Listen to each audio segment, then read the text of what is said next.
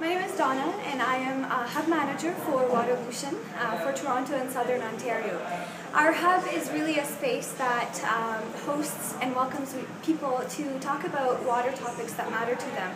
And tonight we were discussing water and discourse. We were looking at how our relationship with water reflects through our language, and also in retrospect how our language influences our relationship with water. So everything that you'll see later on through our event is really the contributions of the collective wisdom here. So the participants or the guests at our event were people from multi-stakeholder groups, different age groups. We're very keen on intergenerational learning, so a lot of them are either in engineering or in arts, or simply interested public who are concerned about the future of our water. Our speakers were Mary Jane Brady, who is a leadership coach on corporate leadership and branding, as well as Karen Lefebvre, who is an author who wrote a science fiction series called Nemesine. It is about the future of the world after we've destroyed our water resources. And Paul Baines, who is the creator of the Great Lakes Commons map.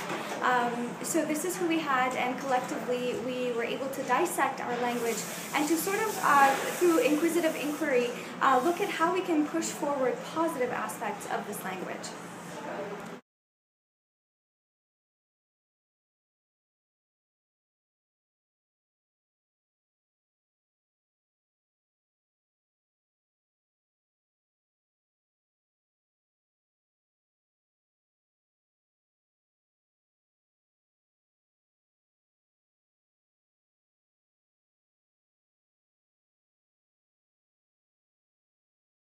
Okay, so ours was, sort of about the narration, the stories. We didn't want to get too scientific or anything. So our big sort of overarching question, I think, is what is your favorite spot and why?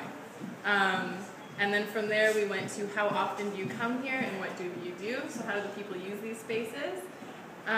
Then we went to if you have a history with a specific area, how has this changed over time, or has it? Because then you get sort of a temporal aspect. From there, my sort of urban planning self went to what are your ideas to shape this spot in the future? So, for example, do you think your kids could do what you did to this spot? So that sense of nostalgia, memory, and things like that. And then the big question: why are you here? Nice. Did you know it takes 2,400 liters of water to make one hamburger? Do you know of any positive community efforts that protect or steward our water resources? What's the last wildlife species you encountered today? And, did you know you lose 7 liters of water for every minute your tap runs? In Lake Ontario, what would you call it? Oh, that's awesome. Then we had a bunch of did you know questions. So, do you know how deep Lake Ontario is? How many species of fish live there? How long it might take to swim from one end to the next. So just questions of awareness of the scale and beauty and depth of the lake. So did you know? Without making anyone feel bad that maybe they don't know. Another one was, what are you going to pass down to the next generation to teach them about how to use water and live with water in a responsible way? And then the last one we had was, what's your happiest memory associated with water? And that actually may be a place to start in the sort of positive, appreciative inquiry belief that if you start somewhere positive, you end somewhere positive. That's a really good idea, sticky notes. we resorted to the little chart paper. So we're asking some really pointed questions to people about their water. So we ask things like, do you ever think about how you use your water? Pretty basic question. Do you think about how much water costs?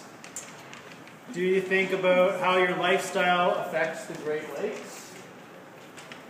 If you could do one thing right now to help the lakes or the Great Lakes, what would it be? Do you think about where your water goes when you flush the toilet? And what's your favorite thing about the Great Lakes?